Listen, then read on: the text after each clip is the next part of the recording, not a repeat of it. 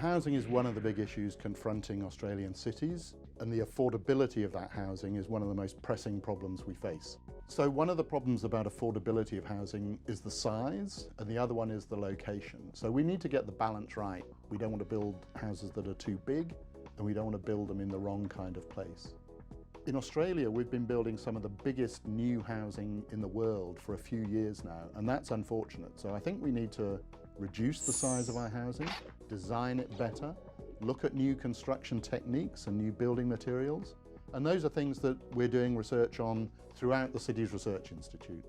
My research investigated the potential of the tiny house movement to address aspects of housing affordability and sustainability, particularly in our cities, which is where both of those issues are of particular importance.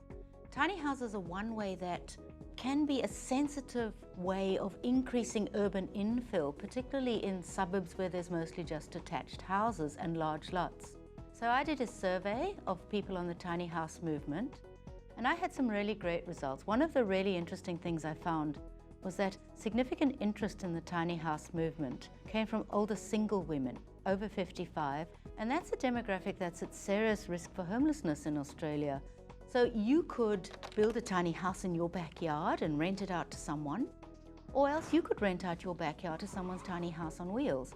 So it's only ever going to be a niche market. It's not suitable for families, but is a really good way of just increasing the diversity of the housing stock in the urban area and increasing density without necessarily putting a great big high-rise next to your property.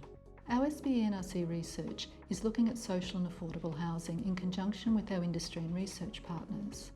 In developing this research, we built a productivity-based conceptual framework. This framework has 4 elements. The first element is the benefits to tenants.